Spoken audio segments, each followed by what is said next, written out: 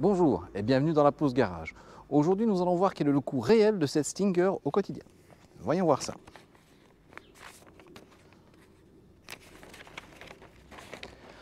Oh putain!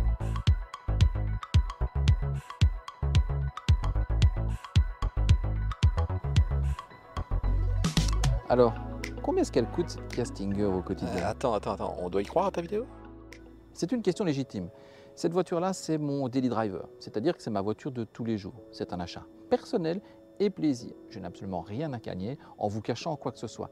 Au contraire, je vais même vous montrer tout ce qu'elle m'a coûté au cours de ces 2 dernières années. À commencer par la voiture elle-même. J'ai commandé la Kia Stinger lors de la première semaine de sa commercialisation en octobre 2017. Au prix catalogue de 54 000 €, il faut ajouter 800 € pour le toit ouvrant et 700 € pour la peinture métallisée. Ensuite, il faut retirer la remise de 1 400 €. Au total, la voiture coûte 54 100 €. Je compte bien la garder au moins jusqu'à la fin de la garantie des 7 ans. Elle m'aura alors coûté un peu plus de 7 700 € par an. Après ça, il faudra peut-être penser à la revente. La Stinger étant la première incursion de Kia dans le segment des véhicules de luxe, sa décote sur le long terme est difficile à estimer. La valeur de la Stinger sur le marché de l'occasion sera-t-elle influencée par l'image de marque populaire de Kia ou la rareté du véhicule lui-même? Difficile à dire.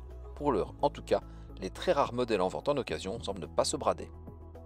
J'ai aussi réalisé quelques modifications sur la voiture, comme les logos coréens sur les jantes, la malle, le capot et le volant, les vitres surteintées à l'arrière, le seuil de coffre en aluminium monté à partir du millésime 2019 et les catadioptres de malle arrière repeints, soit un total de près de 650 € pour des modifications d'ordre purement esthétique. Sans carburant, il est difficile de faire rouler une voiture, et la Kia Stinger ne déroge pas à cette règle. La première année, le V6 de 370 chevaux a englouti 2442 litres de samplon 98 pour accomplir 16 621 km, principalement sur de courts trajets en agglomération vallonnée. Cela représente une moyenne de 14,69 litres au 100 et 3 742 € de dépenses.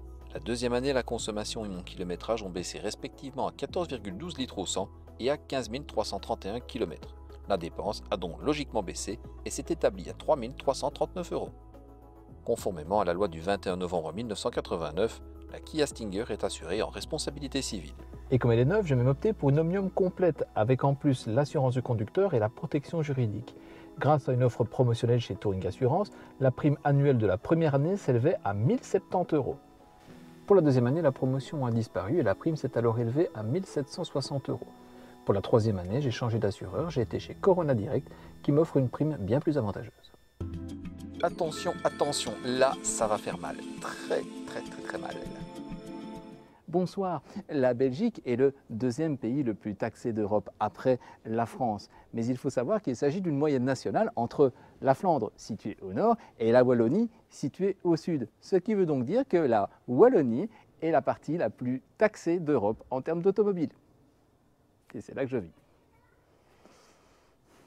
Et ouais. Pour la première année, il faut s'acquitter de 3 taxes. Il y a la taxe de mise en circulation qui est basée sur la cylindrée et la puissance, le plus élevé des deux. Il y a l'écomalus qui lui est basé uniquement sur les émissions de CO2.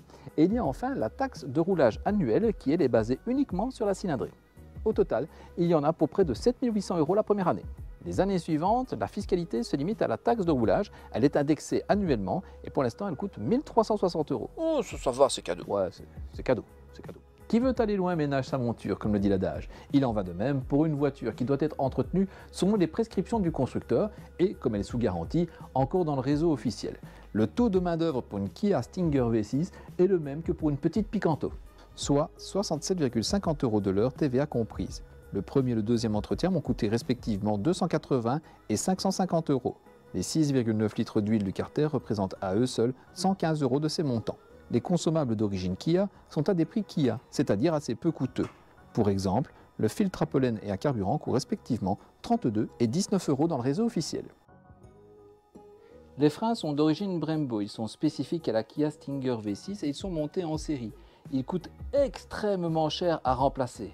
En concession, un jeu de plaquettes coûte 500 € TVA comprise, et il en faut un pour le train avant et un autre pour le train arrière. Il est possible d'en importer directement depuis la Corée pour moitié moins et depuis peu de nombreuses autres références bien moins coûteuses sont disponibles. Avec 2 sessions un temps sur le circuit de Spa-Francorchamps, ils ont tenu un peu plus d'1 an et 25 000 km. En contrepartie, ils se montrent particulièrement efficaces, notamment, j'ai pu le constater, sur le circuit de Spa-Francorchamps à 2 reprises, et je vous invite à revoir la vidéo relative justement à ça. Vous verrez que la Stinger n'est pas ridicule.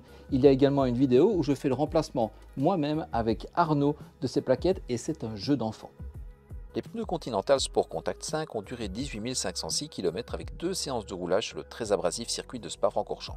Je les ai remplacés par des Dunlop Sportmax RT, plus typé confort, pour 780 € avec la prime de recyclage, le montage ainsi que le réglage de la géométrie. Et ils ont l'air de s'user nettement moins vite. Et maintenant, on fait le total. La première année, la Kia Stinger m'est revenue à 21 000 € contre 16 000 € la deuxième année. Oh purée, il me faut un verre.